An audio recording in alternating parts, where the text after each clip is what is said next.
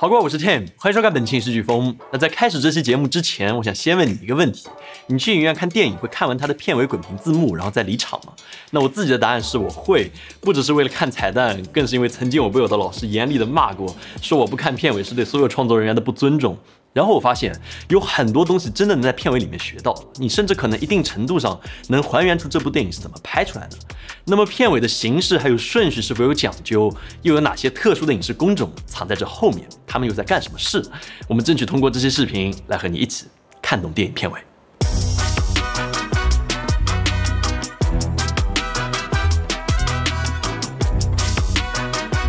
我国保存完善最久远的电影来自于1922年，从那之后的50、60年间，电影几乎是没有片尾的，就算有，也只是一个大大的完字或者剧终提醒老乡们该搬好小板凳撤了。那从80、90年代至今，电影行业变得越来越卷，人越来越多，片尾也慢慢的从无到有，逐渐开始丰富了起来。那我们以近期的《你好，李焕英》为例，我们迅速拉下它的名单，你会发现它是有个行业默认的排序的。那最先出来的通常是演员表，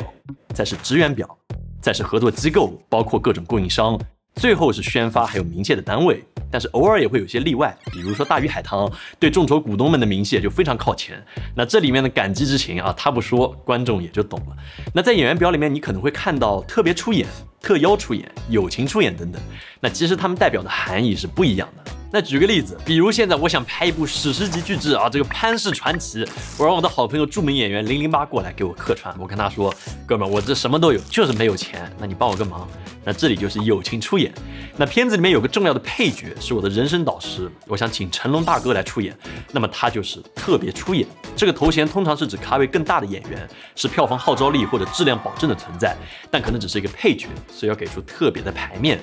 那片子里面还有一段我和平行时空的自己来对手的戏，那这个演员我特别邀请了卡萨那我可能跟他会长得有一点像，那这里就是特邀出演。那通常这个个人身份是比较特别的，要实现特殊的戏剧目的，那他可以只是一个素人，也可以非常大牌。那还有一类比较特殊的演员，替身演员。那比较遗憾的是，直到现在还是有很多电影是不给替身演员署名的，不管是因为他们不够重视，还是为了保护主演，让感觉都是主演演的。但是现实就是如此，我个人觉得这是一个挺让人心寒的事情，希望以后他们能得到更多的尊重。那在替身演员里面还有一个更特殊的分支，动捕替身。那像自杀小说家的片尾就体现了他们的存在，他们往往穿着动捕服或者绿衣服，演技是炸裂的，能够精准的拿捏动物甚至是怪兽的形态，但是却无法在大荧幕中露出自己的脸。一整部电影下来，要是没有片尾的署名，也许是不会有观众知道他们曾经出演过的。所以总而言之，演员部分的排序是非常敏感的，很多时候在合同里面就得定下来。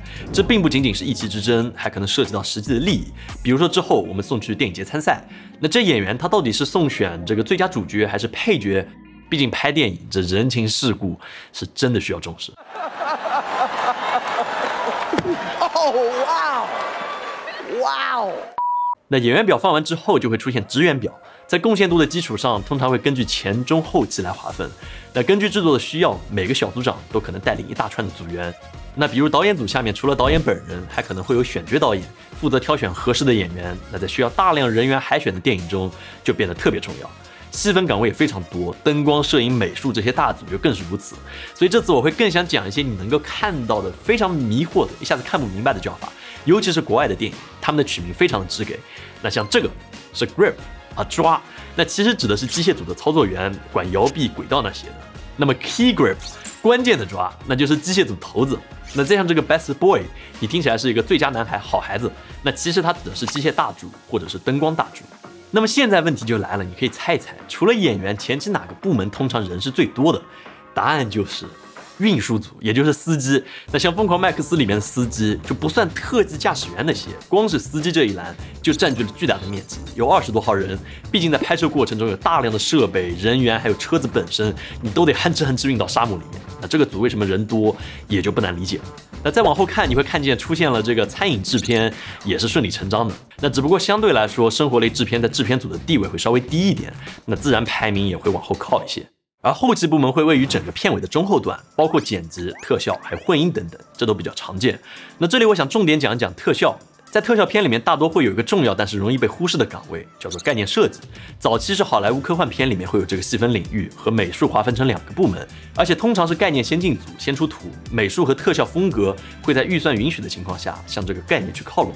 那国内原本这一块是包含在美术里面的，以前叫做氛围图，但随着行业的发展，慢慢划分出了场景、生物、人体、道具，还有各种细分领域。那我举个例子，像电影《沙丘》的片尾里面，概念设计团队就非常庞大，前期画了好几百张概念图，那只有这样才能够统一各部门的脑眩的画面，让大家认知完全对齐。我个人认为《沙丘》里面最绝的是这一段，他们真实且优雅地表现出了沙虫的腔体。当时我就在想，这玩意它是怎么模拟想到把它做出来的？后来我才发现，他们的特效团队是真的找了一个拍喉咙里面的视频来做肌肉解算的参考，而且这还是一个 B-box 老哥打 B-box 的时候用内窥镜伸进去拍的啊，这个太怪了！我当时直接就傻眼了，反复播放这个画面来做特效，这也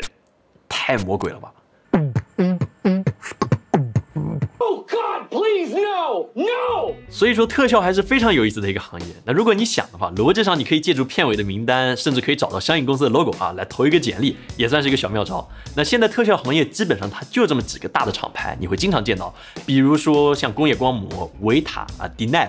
几乎各大院线电影你都能够看到它。那说明他们应该还是有点东西的。那这些厂牌里面让我最为唏嘘的是 Blue Sky 蓝天工作室，是我非常喜欢的一个工作室。名字你或许没有印象，但是这只一直在追坚果的松鼠 Squat 你一定是见过的。他们的作品也广为人知，在动画电影界曾经辉煌一时。但是直到去年，他们这家工作室被关停了。那今年4月，蓝天工作室的员工还最后聚在一起，发布了最终的动画。追了20年坚果的 Squat 终于拿到了它，然后快速吃完之后跳出了画面。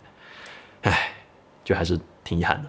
电影行业就是这样，技术是会不断发展的，哪怕盛极一时的公司或者职业，也可能会越来越少的被需要，直到消失或者没落。但是同样的，你也能看到行业里面不断有新的工种和工业体系会迅速支棱起来。那好比现在拍摄中对动物的需求是越来越高了，那这里的专业化程度可能会高到我们都难以想象。我们研究了一下忠犬八公的故事，很多人应该都看过。聪明又忠诚的八公曾经赚走了我无数的眼泪。那么问题就来了，这比我都会演的狗，它到底是从哪来的？那你观察片尾，你就可以看到，主演下方紧接着就是动物提供方，是一个好莱坞的动物训练机构。猫猫狗狗属于是入门款，他们的驯兽师可以搞定从老鼠到老虎的大部分动物。每一位演员老师都拥有独立的母卡，照片高清无 P， 信息一应俱全。那些老戏骨甚至会放出参演的片段。动物世界就业就是有必要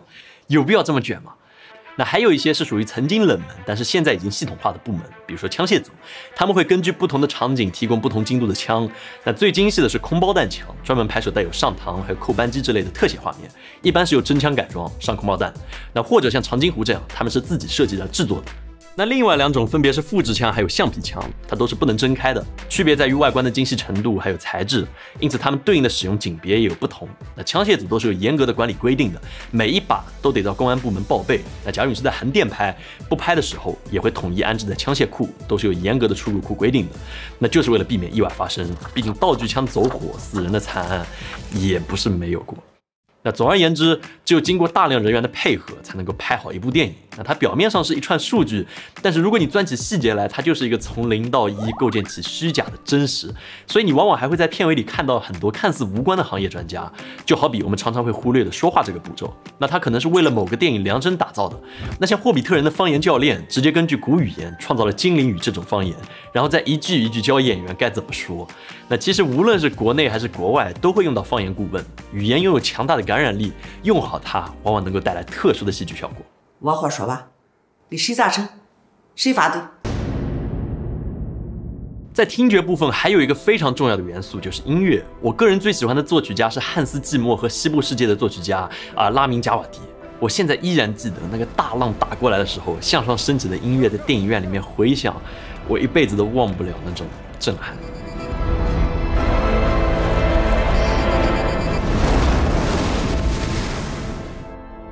很多时候我在看电影的过程里会彻底忘记它是虚构的，似乎它本来就是这样，在某个地方真实的发生着。直到我看到片尾名单，我才会突然意识到，哦，这一切是由成百上千的人付出努力所创造的。那这次我们看了很多的影片来做这个视频，可能有点遗憾的是，当我们回看一些老片的时候，会发现过去的公司还有过去的人，很多都已经不在这个世界上了。但是同样的，你也能看到很多新的厂牌和新秀在不断出现，生生不息地传递着影像的精神。所以这一点上，我并不觉得是特别悲伤的一个事情，更多的是他们曾经出现在这个世界上的痕迹，在这个影片里被保留了下来。所以这期视频到这里就全部结束了。如果你觉得对你有帮助的话，也欢迎点赞、投币、3连转发，这会对我们有非常大的帮助。如果你有什么想看的选题，也欢迎在弹幕还有评论区告诉我们，我们会去努力做研究，争取做一期有趣的节目来给你的。那么我们下次再见。